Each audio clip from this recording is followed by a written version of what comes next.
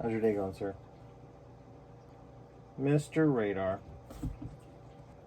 So Air Capital Con was this past weekend. I didn't get a chance to make it, unfortunately. I really would have liked to have been part of the show. But for anyone that does shows, tries to have a life, do all these other things, sometimes life just gets in the way. I had a family event that came along and ended up moving on the date. So that took me out of that. Unfortunately, what that ended up doing was bringing me down to just 2 shows remaining for this year. For now, I want to go ahead and show you guys some stuff. I was able to go, so the family gathering was in Louisiana. Which means the further south you go, the better the food and the gas stations become. Meat pies, all kinds of fried food, stuff like that. But there's also a hell of a lot of antique stores. And I love being able to go different places and check out and see what I can find. Some of it is for reference and just for getting out and looking at stuff. But the antique and recovery places in Louisiana are just different. Everything is everywhere. There's a lot of digging. Sometimes you have a random tree growing through the back.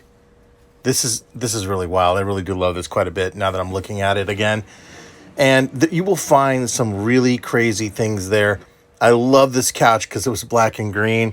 This is one of these schools nearby. I believe this is a Catholic school. And the property was available to go and look. And there's this, I think this is probably where most of the students would live. But there's an oak alley on the property. And when you get in there, you can walk around, or at least I think I could. Nobody came after me. There was a security guard there. He didn't seem to care. Either way, for me walking around and taking some videos of these trees, I'm going to say this. No bit of footage I'm taking right now remotely does justice to how absolutely magnificent these trees are. I didn't even include half of the footage that I took of these things because most of it was just reference stuff, but I thought I'd share it, show you all what that looked like. Also stopped into this place called Billy's. Fantastic stuff in there.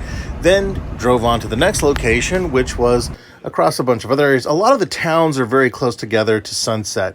And here's the thing, like anywhere I go where I'm starting to look through stuff like this, I always feel like I'm walking through, because anybody that does this, any of you out there that do this sort of thing, we are literally walking through hundreds, if not thousands of people's memories and items. I wonder what child owned this. I kind of regret not picking up this dinosaur. I saw it, and I'm a sucker for dinosaur toys. And of course, I have buyer's or non-buyer's remorse, and I didn't pick that up. One of the things, though, is that most of these places weren't air conditioned. They're open. A lot of humidity starts happening. And so things like this start to degrade pretty quickly. Electronics, plastics. This is such an old book. And I remember seeing this a very long time ago. The pages were yellowed, very brittle. Still in great condition though, but I think they wanted $35 or $45 for this. So that was off the table. I decided not to do that. Then there's this gallery, this art gallery. This is the second time I've been to this place, and it's outfitted with everything. It's got a kitchen. It's got all kinds of things from fabrics and textiles to ceramics. And in the ceramics area, on the far side of this room, let's walk over there, I found this magnificent thing. Look at that. This is a ceramic taco. And of course, it came home with me. I have it here in my studio now. After that, went back to the family property, and unfortunately there was a little dog that was walking around. I think it's going to be adopted by the people down there in Louisiana. I'm hoping so. He was very cute, and he learned firsthand what cows were like. He was very, very much like, hey, what are you? And then at the last second decided, you know what, you're much bigger than me. I think I'm going to get back across over here and cross back over the electric fence. I'm always inspired anytime I go to another state. I don't care if it's Yellowstone or just being on some family property and taking in nature.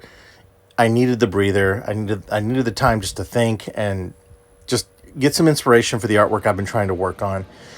When I got back, I attended my very first. This is an auction house that has a bunch of pallets, and the reason I'm showing this is because recently I've become even more obsessed with what ends up happening to things. And there was this whole box here full of books. Look at this. This is a Berserk graphic novel, sealed. It was a throwaway. These are all reclaims from shipments that never made it anywhere, just piled in there. God knows what's at the bottom of this thing. But there were a bunch of gaming books and graphic novels, all kinds of things at this, in this one box. And it would range. Like, this was just a pallet with a single unicycle on it. I almost bid on this, but I was like, this is a really great way to break my neck. But my God, this thing is glorious. And this massive snow speeder from The Empire Strikes Back. I wasn't the Black Series. I don't know what this was, but it is gorgeous. Absolutely gorgeous. That's the original box it came in, and it was about 3 feet wide. It was huge. Would never have fit in here. There was a whole pallet filled with graphic novels, from Invincible to a bunch of manga. And it breaks my heart to see the stuff that just ends up there. And this place is huge. This is Cargo Largo's bid sale place. And it was just filled with all kinds of things. And every week they've got even more and more. These were like, I think, Chinese textbooks. And then the e-waste is always really disappointing to see. There were just some that just had old, used office supplies in it like this. And it's just heartbreaking. Because if it doesn't sell here, it's inevitably going to end up in a landfill. Which just, I just can't get, it just pisses me off so much. Not this place. The fact that we generate this much e-waste. And I'm saying that as somebody who's a huge tech guy, Here's a pallet that, of all things, was filled with cough drops. The whole thing. Nothing wrong with them. Not expired. Nothing. They were a return or something. And then, sorry for the wonky camera stuff, but here's one last shot before I finish with this. I don't know what I was trying to say with all this. It's just overwhelming to see how much junk ends up being out there.